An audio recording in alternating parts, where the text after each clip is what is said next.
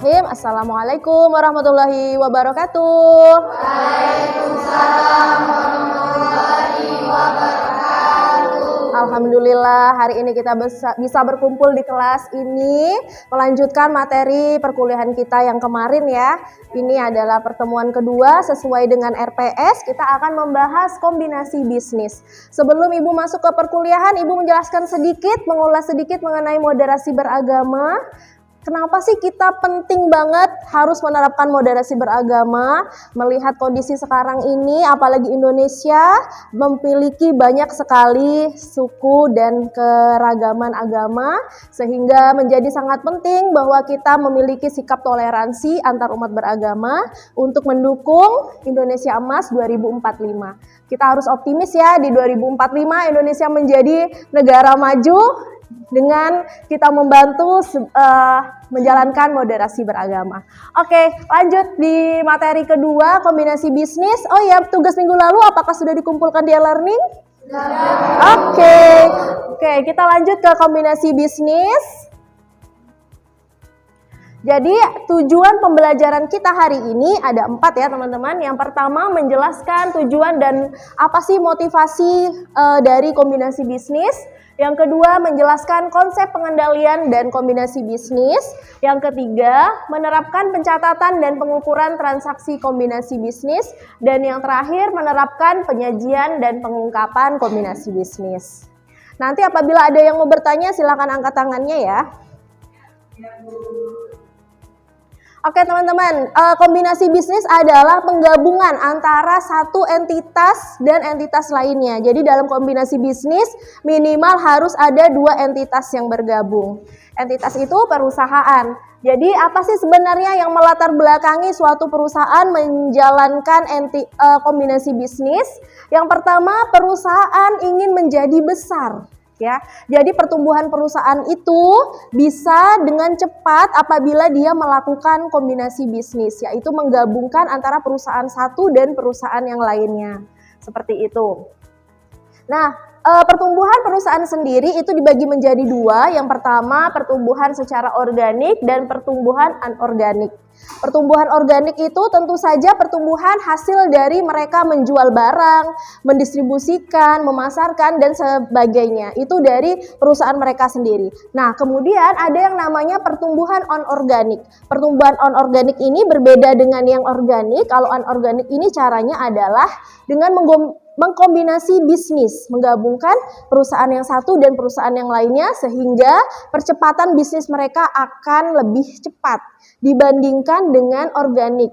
Perusahaannya berjalan sendiri, yang satunya yang anorganik perusahaannya bergabung dengan perusahaan lain sehingga mereka akan mendapatkan laba lebih cepat dan perusahaannya akan menjadi lebih besar dengan lebih cepat dengan pertumbuhan anorganik. Lalu sebenarnya apa sih keuntungan dari kombinasi bisnis?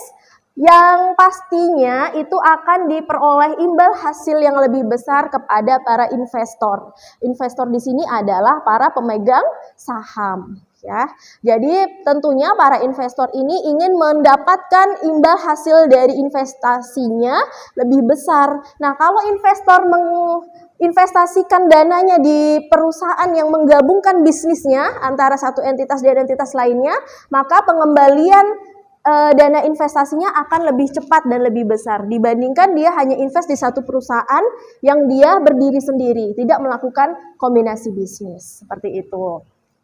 Kemudian pengembangan bisnis ada internal dan eksternal, ini kurang lebih sama dengan pertumbuhan organik dan anorganik. Kalau pengembangan bisnis internal itu perusahaan membuka cabang dari perusahaannya sendiri, tapi kalau pengembangan bisnis secara eksternal itu tadi dia mengakuisisi perusahaan A dengan perusahaan B, diakuisisi dijadikan satu, sehingga dia punya cabang di mana-mana. Kemudian kalau berdasarkan aspek etika, jadi teman-teman ketika perusahaan itu melakukan kombinasi bisnis, otomatis kan kepemilikannya menjadi banyak dan menjadi ruwet. Nah, itulah yang biasanya dimanipulasi oleh sebagian pihak untuk melakukan yang namanya manajemen laba, yaitu mengotak-atik laporan keuangan menjadi labanya semakin terlihat besar. Ibu contohkan seperti kasus Enron. di Eropa, itu Enron melakukan manipulasi bisnis dengan cara dia membentuk entitas anak atau dia membuat perusahaan baru, tapi dia melakukan transaksi fiktif sehingga menyebabkan laba perusahaan di Enron ini menjadi tinggi. Padahal tidak ada, dia tidak memiliki laba tersebut. Semuanya dimanipulasi dengan sangat detail dan sulit untuk dilacak. Seperti itu. Nah, kemudian hal itu juga membuat Enron menutupi utang-utangnya yang begitu besar dengan laba-labanya itu. Jadi dia memanipulasi semua data di situ. Gitu. Nah, ini tentunya tidak sesuai dengan aspek etika di akuntansi ya. Oke, berikutnya ada 3 jenis kombinasi bisnis. Yang pertama, integrasi secara vertikal. Akuisisi entitas yang memiliki hubungan dengan pemasok. Misalnya nih, Ibu mempunyai perusahaan produsen mie instan misalnya. Maka Ibu akan mengakuisisi dari segi pemasoknya. Siapa pemasoknya? Yang jual tepungnya ya. Nah, dari perusahaan tepung terigu itu Ibu akuisisi. Supaya apa? Biar enak kita mau buat mie-nya, kan tidak perlu takut kehabisan tepungnya, bahan bakunya. Kalau integrasi horizontal berarti akuisisi entitas yang menghasilkan produk sejenis atau produk yang berkaitan. Misalnya tadi Ibu masih di perusahaan mie instan, kemudian Ibu mengakuisisi perusahaan sejenis yang menggunakan bahan baku tepung terigu juga, seperti snack-snack, begitu kan? Sehingga produk Ibu ini lebih bervariasi. Tapi Ibu caranya dengan mengakuisisi perusahaan lain yang sudah jadi. Misalnya snack A, Ibu akuisisi aja sekalian biar cepat dapat labanya, dibanding kita membuka perusahaan dari baru. Kan merintis dari awal, buat gedungnya, nyari SDM dan sebagainya.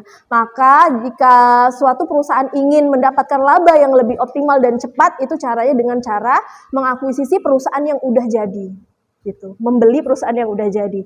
Tapi tentunya biayanya juga lebih besar ya.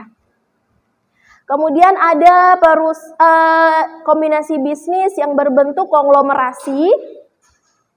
Jadi ini akuisisi bisnis yang tidak ada kaitannya dengan terigu atau permimian. Jadi misalnya Ibu sebagai pemilik entitas perusahaan mie tadi itu mengakuisisi perusahaan yang tidak ada hubungannya dengan mie. Contohnya perbankan. Ibu akuisisi juga perusahaan apalagi furniture, perumahan dan sebagainya. Gitu. Jadi tidak ada hubungannya dengan mie. Itu yang disebut dengan konglomerasi. Oke, berikutnya ini yang sering terjadi di lapangan, bentuk entitas yang digabungkan tuh apa saja sih? Yang pertama ada merger. Merge, kita bacanya merge. Ini adalah menggabungkan 2 atau lebih perusahaan. Tapi yang satu kita anggap perusahaan A dan B ya. Perusahaan A dan B bergabung menjadi satu, yang A tetap berdiri dan yang B ini dibubarkan. Dia akan melebur menjadi satu perusahaan namanya perusahaan A. Begitu. Nah, nanti aset dan liabilitas dari perusahaan B akan dimiliki oleh perusahaan A. Itu yang disebut dengan merge. Kalau konsolidasi. Konsolidasi adalah kombinasi bisnis dengan membentuk satu entitas baru. Dari banyaknya entitas yang bergabung, 1, 2, 3, 4 misalnya, bergabung mereka semua dibubarkan membentuk satu entitas baru. Ada yang tahu contohnya? Konsolidasi? Ya, betul sekali, Kak. Jadi BSI adalah salah satu bentuk contoh dari konsolidasi. Jadi itu kan penggabungan antara BNI Syariah, Mandiri Syariah, apalagi BNI Syariah ada 4. Ya, jadi 4 perusahaan tadi semuanya dibubarkan membentuk satu entitas baru. Jadi namanya bukan Mandiri Syariah, bukan BNI Syariah. Dia membentuk satu entitas baru yang dinamakan BSI. Begitu. Kemudian akuisisi. Nah, akuisisi ini yang tadi sudah Ibu jelaskan, seperti kita mengakuisisi perusahaan yang sudah jadi. Gitu, perusahaan yang dia perkembangannya sudah baik. Wah, kita lihat nih perusahaan minuman pengalengan ini ternyata cukup pesat labanya, kita lihat dari laporan keuangannya, kita akuisisi saja begitu kan. Nah, supaya percepatan dari perusahaan kita lebih cepat. Oke, baiklah, pertemuan ini, sebelum menutup pertemuan ini, Ibu akan bertanya dulu mengenai konsolidasi.